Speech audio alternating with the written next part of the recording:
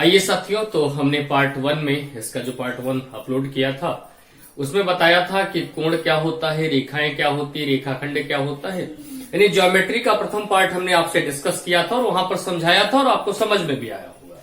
आज हम लोग ज्योमेट्री ही शुरू कर रहे हैं। शुरू क्या कर रहा है, सेकेंड पार्ट है इसका।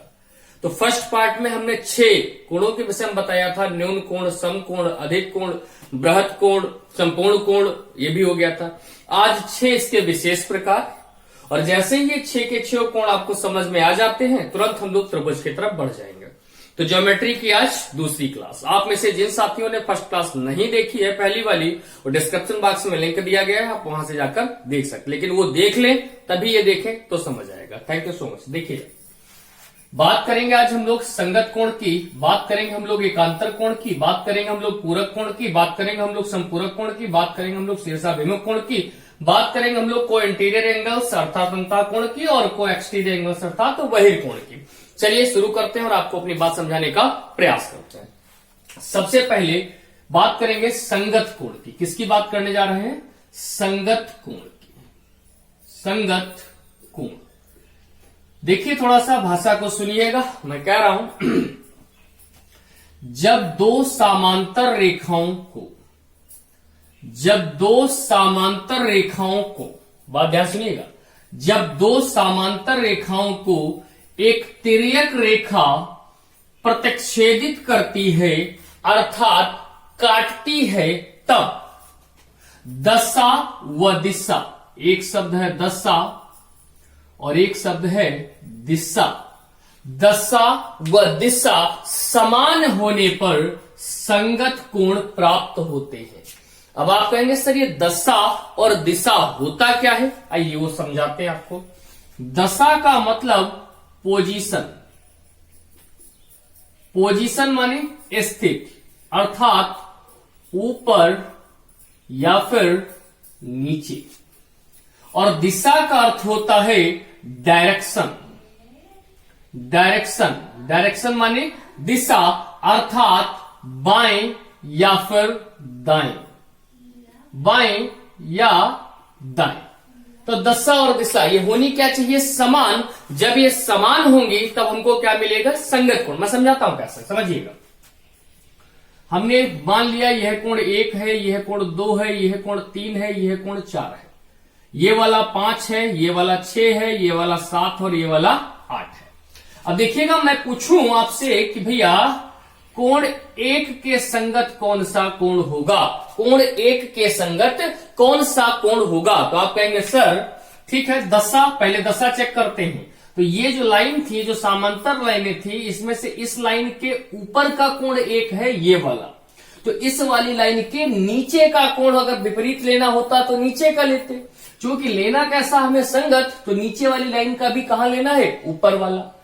अब देखिएगा, पहली बात तो ये होगा, यानी जो 1 है कोण, इसके संगत जो कोण होगा या तो 8 होगा या फिर 5 होगा। दिशा की बात करें बाएं या दाएं, तो ये जो तिर्यक रेखा है, ये कोण 1 इस तिर्यक रेखा के किधर है? तो आप कहेंगे सर ये दाएं है। अगर यहां पर दाएं लिया तो यहां भी दाएं लेना होगा, अर्थात हम कह सकते हैं कोण 1 बराबर कोण 5। जैसे कोण 1 बराबर कोण 5 कह सकते हैं भैया, वैसे ही बोलेंगे अगर हमें 4 के लिए चाहिए हो तो क्या हो जाएगा? 8। अगर हमें कोण 2 के बराबर मैं आपसे पूछ लूं कि भाई कोण 2 के संगत कौन सा कोण होगा, तो आप कहेंगे सर कोण 2, ये वाला 2, तो कोण 2 के संगत कौन सा हो जाएगा? 6। मैं पूछ लूं भैया अच्छा कोण 7 के संगत बताओ, 7 के संगत कह लो या 3 के संगत कह लो, 7 के संगत कहोगे तो क्या हो जाएगा? कोण 3। इतनी बात संभवतः आपको समझ में आ गई होगी, इतनी बात आपको समझ में आ गई होगी। आगे चलते हैं, थोड़ा सा और समझाते हैं आपको। तो संगत कोण का मतलब क्या है? दशा व दिशा।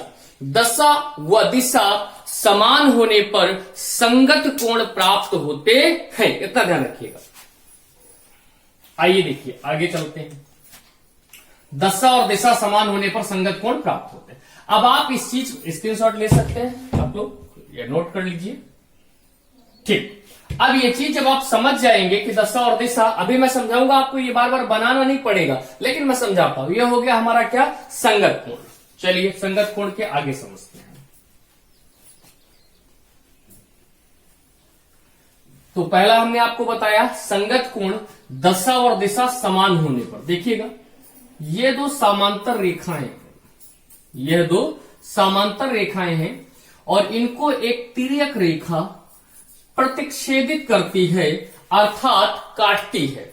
जब काटती है तो ध्यान रखिएगा यह 1 2 3 4 5 6 7 और 8 ये हमने एंगल मान लिया। अब आपको चाहिए, अब मैं पढ़ाने क्या जा रहा हूं, एकांतर कोण। कौन सा? एकांतर कोण अर्थात अल्टरनेट एंगल्स, एकांतर कोण। अब समझिएगा थोड़ा सा, एकांतर कोण, एकांतर कोण में क्या है, उसमें दशा और दिशा समान थी, इसमें दशा और दिशा विपरीत रहेगी। मैं समझाता हूं कैसे, सुनिएगा। यहां पर अगर हम बात करेंगे कोण 1 की तो आप देखेंगे यह इस लाइन के ऊपर है, तो जो इसका एकांतर होगा वो नीचे वाली लाइन के नीचे होगा। पहली बात। दूसरी समझिएगा, यहां पर यह इस तिर्यक रेखा के अगर दाईं साइड है तो जो इसका एकांतर होगा किधर होगा, बाएं साइड। मतलब कोण 1 का एकांतर होगा कोण 8। कोण 2 का अगर मैं पूछूं तो ये नीचे है तो यहां ऊपर होगा।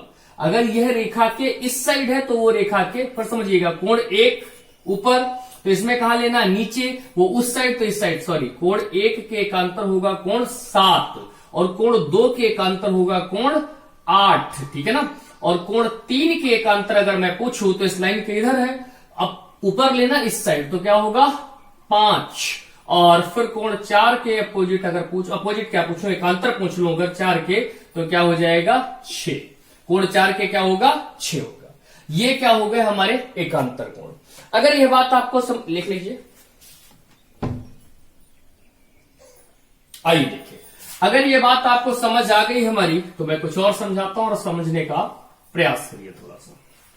क्या समझाना है कि संगत कोण एकांतर कोण की जो परिभाषाएं मैंने आपको बताई, अगर समझ आ गई बहुत अच्छी बात, अगर नहीं आई कोई दिक्कत नहीं। क्या करना है मैं बता रहा हूं वो सुनिए। जैसे मान लो भैया ये कई समांतर रेखाएं हैं, कई समांतर रेखाएं और एक तिर्यक रेखा इनको प्रतिच्छेदित करते हैं।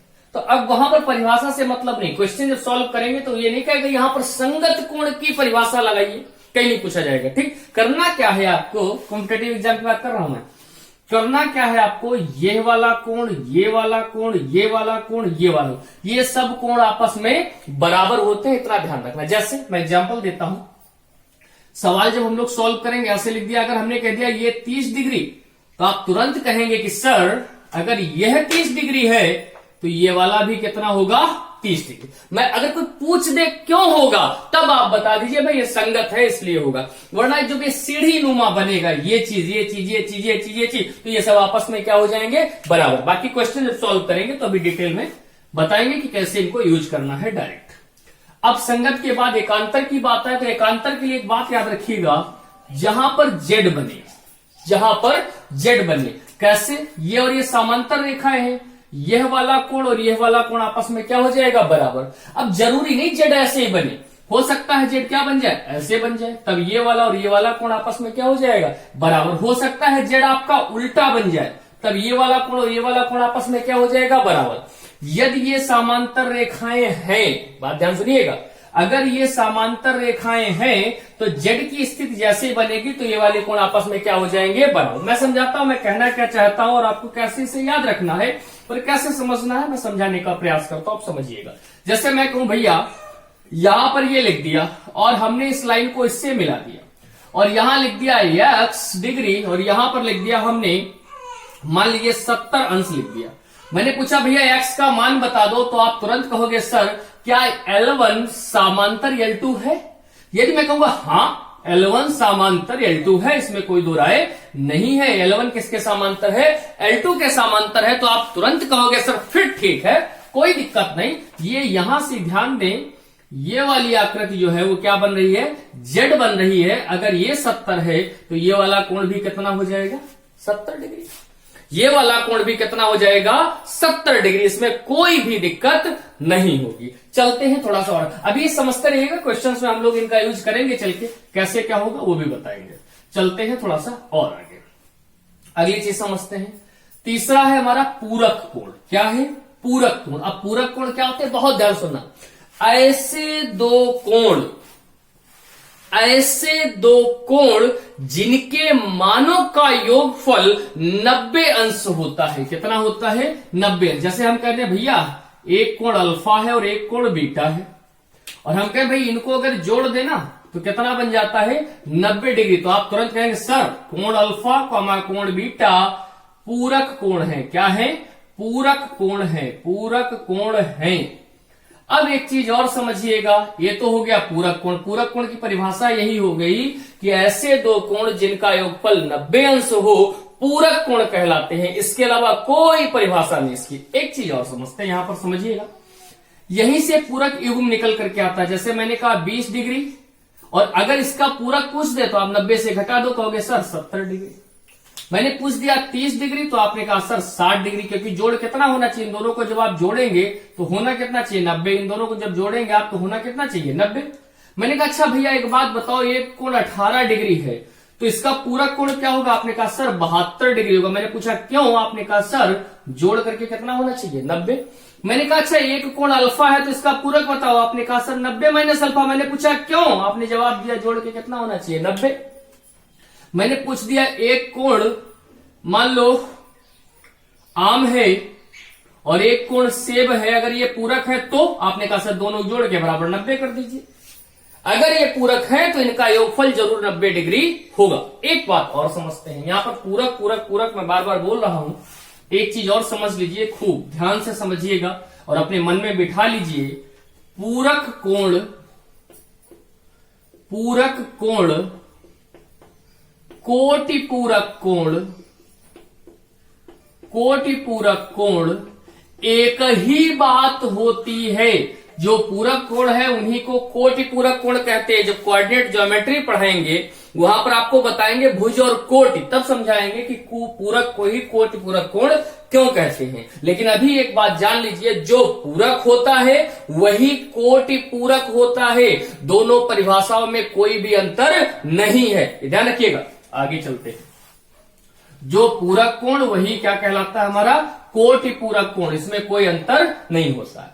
अब देखते हैं क्या संपूरक कोण। अगला कोण पढ़ते हैं संपूरक कोण। संपूरक कोण के लिए साथियों याद रखिएगा, ऐसे दो कोण जिनका योगफल 180 डिग्री हो। पूरक 90, पूरक 90, पूरक 90, पूरक 90, पूरक 90 और संपूरक 180। संपूरक 180 डिग्री। अगर मैं कह दूं दो कोण, एक अल्फा है और एक बीटा है, अगर ये संपूरक है, आप कहोगे सर अगर संपूरक है तो इनको जोड़ दीजिए, कितना हो जाएगा? 180 अंश। जैसे मैंने पूछ दिया आपसे भाई 70 डिग्री का संपूरक बताओ, तो आपने कहा सर 110 डिग्री। मैंने पूछा क्यों? आपने कहा जोड़ के होना कितना चाहिए? 180। मैंने कहा 30 डिग्री का संपूरक बताओ, आपने कहा 150 डिग्री। मैंने पूछा क्यों? आपने कहा सर इसको जोड़ करके कितना होना चाहिए? 180 डिग्री। मैंने कहा 10 डिग्री का संपूरक बताओ, आपने कहा सर 170 डिग्री। मैंने पूछा क्यों? आपने कहा सर जोड़ करके होना कितना चाहिए? 180। मैंने कहा 9 डिग्री का बताओ, आपने कहा सर 171 डिग्री। मैंने पूछा क्यों? आपने कहा सर जोड़ करके कितना होना चाहिए? 180 डिग्री। मैंने कहा भैया ऐसा है ना कि अंगूर और सपोज कर रहे हैं, ये एंगल नहीं है, अंगूर और आम ये दो ऐसे कोण हैं जो समपूरक है, तो आप तुरंत कहोगे सर जोड़ दीजिए और इनका मान कितना हो जाएगा? 180। उम्मीद करता हूं ये बात आपको समझ में आ रही है। तो याद रखिएगा, पूरक का मतलब ऐसे दो कोण जिनका योगफल 90 डिग्री, इससे ज्यादा कुछ नहीं याद रखना आपको। पूरक को ही कोटि पूरक कहते हैं और समपूरक का मतलब ऐसे दो कोण जिनका योगफल 180 डिग्री। 180 डिग्री वो क्या कहलाएंगे? समपूरक कोण। मैं फिर से समझाता हूं अपनी बात को। अब देखिएगा, हम एक क्वेश्चन आपसे पूछ लेते हैं कि पूरक युग्म की पहचान कीजिए। पूरक युग्म की पहचान कीजिए। अब मैंने आपसे पूछ लिया भाई ऐसा है, पूरक युग्म की पहचान कीजिए, और आपके सामने 4 विकल्प दे दिए, ए बी सी डी। एक दे दिया 80 12, 80 डिग्री 12 डिग्री। एक दे दिया 90 डिग्री 10 डिग्री। एक दे दिया 70 डिग्री 20 डिग्री। एक दे दिया 110 डिग्री और 70 डिग्री। हमने पूछा आपसे पूरक युग्म पहचान कीजिए। पूरक का मतलब ऐसे दो कोण जिनका योगफल 90 डिग्री। इसको जोड़ा 80 12 92 हमारे काम का नहीं, 90 10 100 हमारे काम का नहीं, 70 20 90 यही हमारे काम का हो गया, ये भी हमारे काम का नहीं। अर्थात पूरक युग्म कौन सा हो गया? सी वाला, 70 और 20। आइए, जैसे मैं आपसे पूछ दूं भाई ऐसा करिए, निम्नलिखित में से संपूरक युग्म छांटिए। कौन चीज छाटिए? संपूरक युग्म छाटिए। संपूरक, अब जैसे संपूरक लिखें आपका मन आपसे कहना चाहिए संपूरक मतलब ऐसे दो कोण जिनका योगफल 180 अंश। मैंने कहा छाटिए इसमें से संपूरक वाला, मैंने ऑप्शन आपको दे दिया। मैंने कहा 72 18, मैंने कहा 110 70, 70 क्या 75, मैंने कहा 90 20, 90 20, मैंने कहा 22 डिग्री और 158 डिग्री। आपने कहा सर बस यही वाला हमारा संपूरक है। मैंने पूछा क्यों? आपने कहा जोड़ दो, 8 10 से जीवा से लगा 1 5 7 1 8, 180। ऐसे दो कोण जिनका योगफल 180 अंश होता है क्या कहलाता है? संपूरक कोण कहलाता है। चलो भाई अगला समझते हैं। अगली चीज देखिए, अगली चीज समझते हैं। अब क्या करना है? संपूरक समझ गए होंगे। शीर्षाभिमुख कोण, कौन सा कोण? शीर्षाभिमुख कोण। देखिए जब दो तिर्यक रेखाएं, मैं बोल रहा हूं परिभाषा बोल रहा हूं, आप सुनिएगा।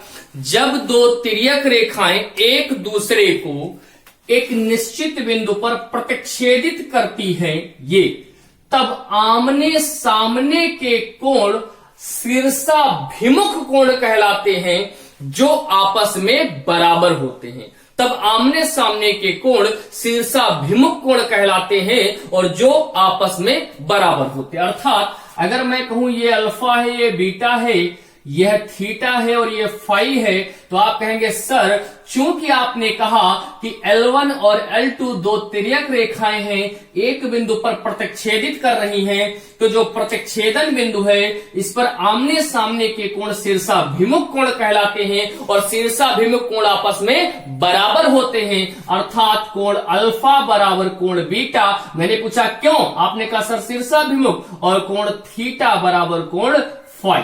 ये हो गया आपका क्या? शीर्षाभिमुख कोण। क्या हो गया? शीर्षाभिमुख कोण। चलिए थोड़ा और आगे समझते हैं, थोड़ा सा और चीजें समझते हैं। इसके बाद अंतःयुग्म कोण कुछ नहीं, जब दो समांतर रेखाओं को एक तिर्यक रेखा प्रतिच्छेदित करती है, जब दो समांतर रेखाओं को एक तिर्यक रेखा प्रतिच्छेदित करती है, ध्यान दीजिएगा थोड़ा सा, ये 1 2 3 4 5 6 7 8, तो देखिएगा अंतःयुग्म जो अंदर वाले होते हैं, जैसे 2 और 5, इन्हें अंतःयुग्म कोण कहते हैं। किसे? 2 और 5, और ये कोण 2 और कोण 5, 2 और 5। और अंतःयुग्म कोणों का योगफल होता है कितना? 180 अंश। कितना होता है? 180 अंश। 180 अंश। अच्छा यहां पर इस साइड में अंतःयुग्म ये होगा। अगर इस साइड की बात करें तो कोण 3 प्लस कोण 8, ये और ये क्या कहलाते हैं? अंतःयुग्म कोण, और इनका भी योगफल कितना होगा? 180 अंश। ये होते हैं अंतःयुग्म कोण। अंतःयुग्म का मतलब ये समांतर रेखाओं के अंदर वाले, भीतर वाले, एक ही साइड वाले, ये अंतःयुग्म जोड़ 180, ये है अंतःयुग्म, इसलिए जोड़ कितना हो गया? 180 अंश। अब मैं आपको समझाता हूं बहिर्युग्म। बहिर्युग्म माने बाहर वाले। अब इस लाइन के बाहर देखो 4 और 1 है, इस लाइन के बाहर 7 और 6, एक साइड वाले लेंगे। कोण 1 और कोण 6 ये बहिर्युग्म कोण कहलाएंगे और इनका भी योगफल कितना होता है? 180 अंश। इस वाले में बात करें तो कोण 4 भाई इस लाइन के बाहर है, और इस लाइन के बाहर क्या है? कोण 7, और इनका योगफल कितना होगा? 180 अंश। इन्हें क्या कहा जाएगा? बहिर्युग्म कोण कहा जाएगा। उम्मीद करता हूं आपको हमारी ये बातें समझ में आ रही होंगी। आइए कुछ चीजें और देखते हैं और आपको समझाने का प्रयास करते हैं। देखिए थोड़ा सा समझते हैं। क्या ये चीज समझ गए? एक बार बताता हूं इनको क्वेश्चन में हम लोग कैसे यूज करेंगे। परिभाषिक दृष्टिकोण पर बहुत ज्यादा ध्यान देने की आवश्यकता नहीं है।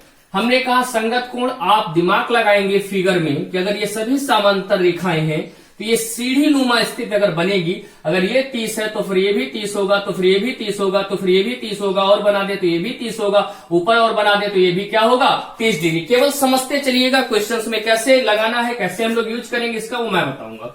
इसके बाद अगर मैं बात कर लूंगा एकांतर कोण, तो आप कहेंगे सर अगर कहीं पर दो समांतर रेखाएं हैं और ऐसी कोई सिचुएशन बन जाती है कि जो जेड वाली स्थिति आ जाती है, तो जैसे अगर मैंने कहा ये वाला कोण x डिग्री है, तो आपने कहा सर ये वाला भी x डिग्री। मैंने पूछा क्यों, तो आपने कह दिया एकांतर बना। एकांतर कहने की आवश्यकता नहीं, आपको समझना पड़ेगा कि जेड दिखेगा, आप समझ जाएंगे कि सर कैसा है एकांतर कोण। हो सकता है जेड सीधा बनाए, हो सकता है जेड उल्टा बनाए, लेकिन जेड दिखेगा तो एकांतर कोण होगा और वो आपस में बराबर होंगे।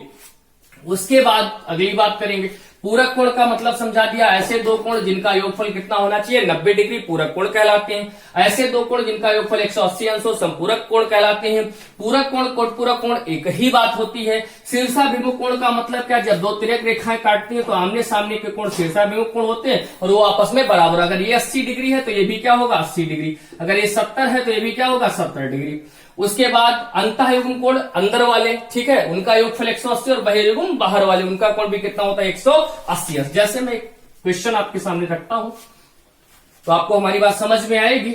जैसे मान लेते हैं हमने कह दिया भैया L1 और L2, L1 समांतर L2 है, ये दो रेखाएं L1 L2 समांतर है और इसमें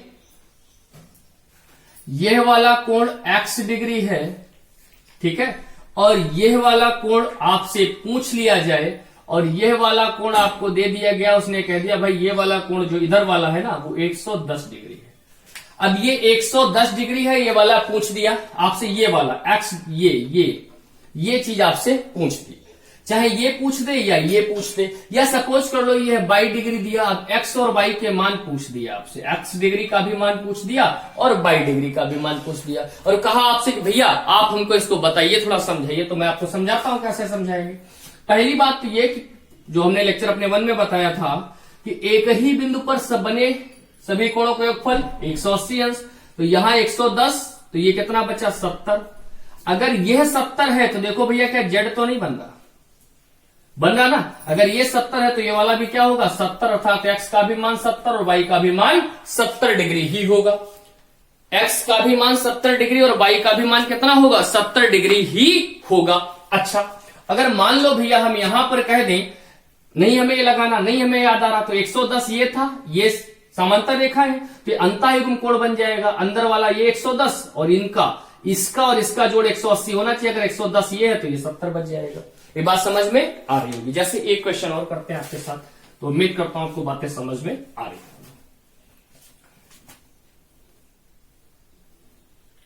देखिए अब आगे हम लोग समझते हैं और आपको समझाने का प्रयास करते हैं। जैसे हमने यहां पर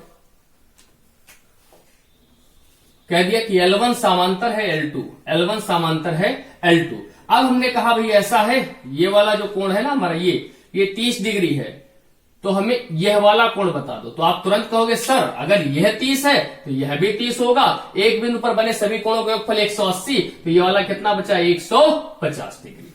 उम्मीद करता हूं आपको हमारी ये बातें समझ में आ रही होंगी। तो जैसा मैं अपने हर लेक्चर के बाद ये जरूर बताता हूं कि आपको याद क्या रखना है, इस वाले लेक्चर से क्या याद रखना मैं एक बार जल्दी जल्दी बोले दे रहा हूं, तो आप उसको याद कर लीजिए। वीडियो को थोड़ा जल्दी इसलिए खींचा क्योंकि समय कम रखना चाहता था, डाटा ज्यादा देना चाहता था। उसके पीछे कारण यह है कि इनका जब हम लोग क्वेश्चंस में प्रयोग करेंगे तभी बेहतर समझ में आएगा, इसलिए इसको जल्दी जल्दी केवल एक बार हम लोग सुन लेंगे, आप लोग सुन लीजिएगा इसको एक बार, बस इस पे बहुत ज्यादा स्ट्रेस लेने की आवश्यकता नहीं। जब इसके क्वेश्चन करेंगे हम लोग तो हम बता देंगे कैसे यूज करना है। देखिए संगत कोण का मतलब आप केवल एक बात याद रखिए, जब सीढ़ी नुमा चीज बनेगी तो ये वाले सभी कोण क्या कहलाएंगे हमारे संगत कोण। शर्त यही है सभी रेखाएं कैसी होनी चाहिए, समांतर होनी चाहिए। दूसरा एकांतर कोण, तो आपके मन में जब एकांतर कोण की बात आएगी तो जेड घूम जाएगा कि भाई जेड जैसी स्थिति बनेगी, सड़ने का आता तो ये कोण आपस में एकांतर और बराबर। पूरक का मतलब ऐसे दो कोण जिनका योगफल 90 अंश होता है, या पूरक कोण को ही क्या कहते हैं कोटिपूरक कोण कहते हैं। संपूरक कोण का मतलब ऐसे दो कोण जिनका योगफल 180 अंश होता है, क्या कहलाते हैं संपूरक कोण कहलाते हैं। शीर्षाभिमुख कोण की बात करें तो ऐसे जब दो तिर्यक रेखाएं दूसरे को प्रतिच्छेदित करती हैं तो आमने सामने कोण क्या कहलाते हैं शीर्षाभिमुख कोण कहलाते हैं। अगर बात करें अंतःयुग्म कोण की तो दो समांतर रेखाओं के भीतर वाले कोण जिनका योगफल 180 अंश हो अंतःयुग्म कोण कहलाते हैं, एक ही दिशा में होने चाहिए। और बहिर्युग्म कोण का भी योगफल कितना होता है 180 अंश होता है। उम्मीद करता हूं आपको हमारी ये बात समझ में आई होगी।